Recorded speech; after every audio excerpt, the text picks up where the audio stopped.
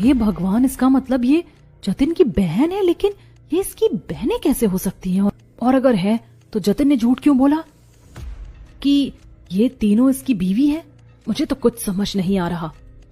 शालू अब पूरी तरह से पजल्ड हो चुकी थी और सब कुछ उसकी समझ से बाहर जा रहा था।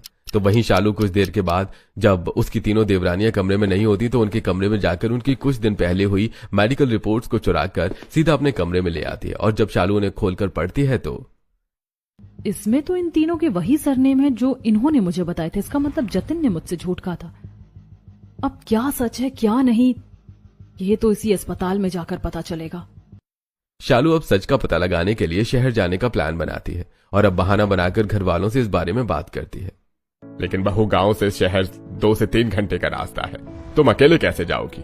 मैं चलता हूँ ना तुम्हारे साथ, या तुम सूरज को ले जाओ। आप लोगों को काफी काम है और मैं तो शहर सिर्फ कुछ घंटे के लिए ही जा रही हूँ। वो मौसी जी रहती है ना, उनसे मिलने के लिए। उनकी तबीयत थोड़ी खराब है, मैं रात तक वापस आ जाऊंगी।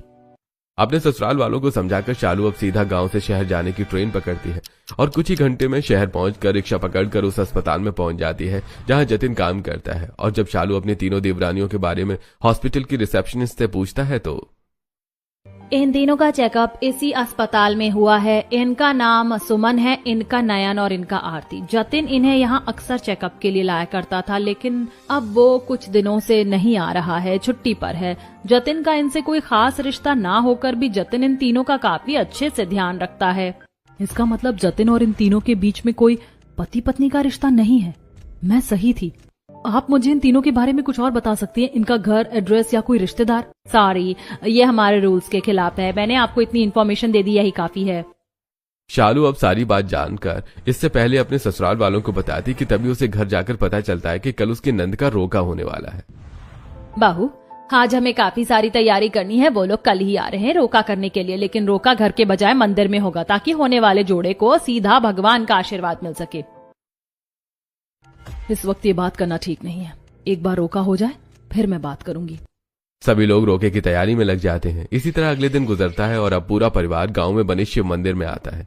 थोड़ी देर में रीमा के ससुराल वाले भी वहां आ जाते हैं। आसपास कुछ गांव वाले भी इकट्ठा होते हैं, लेकिन इससे पहले वो सब रोका शुरू करते कि तभी वहां संदीप पल्लवी को लेकर आता है और हंगामा करने लगता है। मेरी बेटी की जिंदगी बर्बाद करके तू अपनी बेटी का घर बसाने चला है, मैं ऐसा नहीं होने दूंगा। अरे ये वक्त बात करने का नहीं है, अब तो बात होगी और वो अभी होगी। भाई साहब, क्या आपको पता है जिस घर की बेटी से आप अपने बेटे का रोका कर रहे हैं, उसी बेटी के भाई ने 3 लड़कियों से शादी करी है। अरे भाई साहब, ये क्या कह रहे हैं? आपके छोटे बेटे ने 3 लड़कियों से शादी करी है?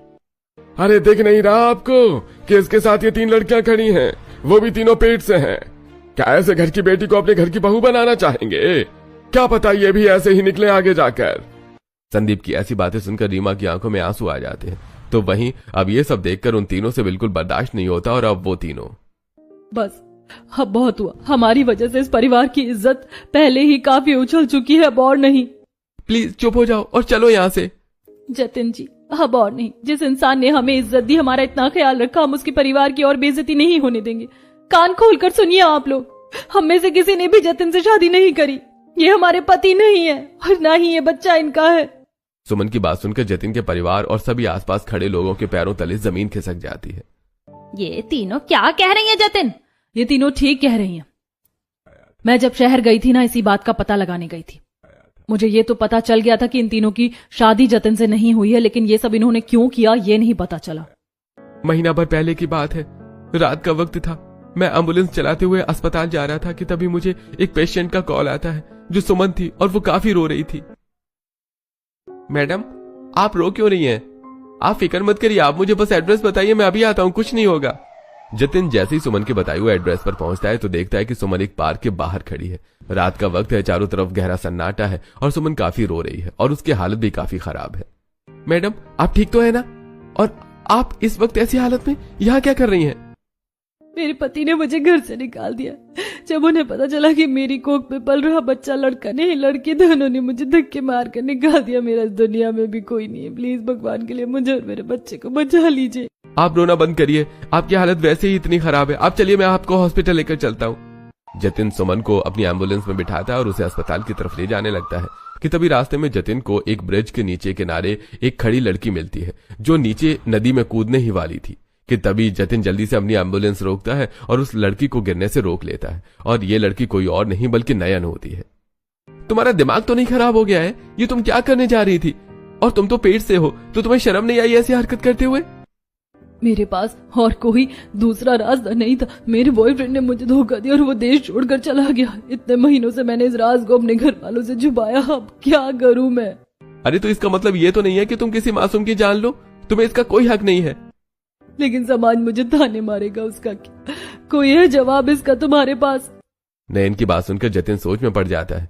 तभी अचानक से नयन को चक्कर आते हैं, वो बेहोश हो जाती है, जिसे देख जतिन नयन को अपनी एम्बुलेंस में बिठाता है और वो नयन और सुमन दोनों को ही लेकर हॉस्पिटल पहुंचता है, जहां डॉक्टर उनका चेकअप करते हैं। और थोड़ी देर बाद, डॉक्टर साहब अब वो दोनों कैसी हैं? उनकी हालत तो ठीक है ना?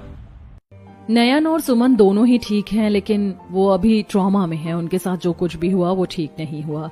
पता नहीं दोनों कैसे अकेले बच्चों को संभालेंगी। मेरे ख्याल से उन्हें पुलिस कंप्लेंट करनी चाहिए। उसमें भी तो उनका साथ देने वाला कौन है? मुझे तो उन दोनों पर काफी तरस आ रहा है। दोनों बिल्कुल मेरी बहन जैसी हैं। डॉक्टर से बात करने के बाद अब जतिन हॉस्पिटल के बाहर आता है और देखता है कि एक राजेश नाम का आदमी अपनी गर्भवती पत्नी पर आरती पर चिल्ला रहा है। मैंने क्या कहा, समझ नहीं आया क्या तुझे? तू मुझे 10 लाख रुपए दहेज ला कर दे या तो इस बच्चे को गिरा दे। बिना पैसे के मेरे बच्चे को नहीं पाल सकूंगा। राजेश अब आरती पर हाथ उठाने वाला था कि तभी जतिन उसका हाथ पकड़ लेता है। शर्म नहीं आती अपनी प्रेग्नेंट बीवी पर ऐसे हाथ उठाते हुए, वो भी चंद पैसों के लिए? कैसे इंसान हो तुम? आप इन्हें समझाइए ना, मेरे पापा के पास इतने पैसे नहीं है, मैं कहाँ से लाऊंगी इतनी बड़ी रकम? अरे जब इसके घर वालों के पास पैसे नहीं है तो तू क्यों जबरदस्ती कर रहा है? क्या तेरी इतनी भी हिम्मत नहीं है कि तू मेहनत करके खुद पैसा कमा सके? अबे तू कौन होता है हमारे बीच में बोलने वाला? और इसकी इतनी फिक्र हो रही है तो ले जा इसे अपने साथ और पाल ले इसे और इसके होने वाले बच्चे को। राजेश आरती को छोड़कर चला जाता है, जिसके बाद अब जतिन आरती की ऐसी हालत देखकर उसे अस्पताल के अंदर लेकर आता है। और अब थोड़ी देर बाद वो तीनों प्रेग्नेंट औरत एक साथ होती हैं। हम लोग कहाँ जाएंगे? मेरी तो शादी भी नहीं हुई है, मैं कैसे इस बच्चे को पालूंगी? कुछ समझ में नहीं आ रहा है। मेरे घर वालों को पता चल गया तो वो तो जहर खाकर मर जाएंगे। मेरा तो इस दुनिया में ही कोई नहीं है, अब मैं कहाँ जाऊं? तुम तीनों मेरी बहनें जैसी हो, लेकिन मैं जितना समाज के बारे में जानता हूँ वो बिना बाप के बच्चों को पलने नहीं देगा। भले ही तुम शादीशुदा हो या नहीं, मैं तुम तीनों को ऐसे नहीं छोड़ सकता, इसलिए मैंने कुछ सोचा है। जतिन अच्छे से जानता था कि नयन का शादीशुदा ना होना और सुमन आरती का पति द्वारा छोड़ा जाना, उन तीनों का ही समाज में रहना, वो भी अपने बच्चों के साथ काफी मुश्किल है। इसलिए जतिन उन तीनों से शादी का झूठा नाटक करता है ताकि समाज में उन्हें थोड़ी इज्जत मिल सके। और जब ये बात सारी जतिन के परिवार वालों और बाकी लोगों को पता चलती है तो मुझे नहीं पता कि ये सारी बात जानकर इन लोगों की सोच तुम्हारे लिए क्या है क्या नहीं, लेकिन अगर मेरी नजर से देखा जाए तो तुमने एक बहुत अच्छा काम किया है। अरे भाई, हम जतिन को कितना गलत समझते थे, लेकिन उसने तो इन लड़कियों की इज्जत के लिए ये सब किया। मैंने कैसे आपको इतना गलत मान लिया? मुझे माफ कर देना भैया।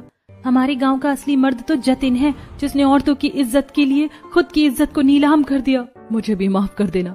मैं तो तुम्हें हमेशा से अपना छोटा भाई समझती थी और नहीं तुम्हें नहीं पहचान पाई। बाबा, मैं आपसे कहती थी ना कि जतिन की जरूर कोई मजबूरी रही होगी, मेरा जतिन ऐसा था ही नहीं। मैं जानता हूँ मेरी वजह से आप सबको ठेस पहुंची है, लेकिन मैं और क्या करता? ये समाज कभी इन तीनों को उनके बच्चों के साथ इज्जत से नहीं जीने देता, इसलिए मैंने ये सब किया। इन्होंने एक भाई बनकर हमारा उस वक्त साथ दिया जब हम पूरी तरह से अकेले थे, तो हम कैसे इन पर और लांछन लगने दे सकते थे?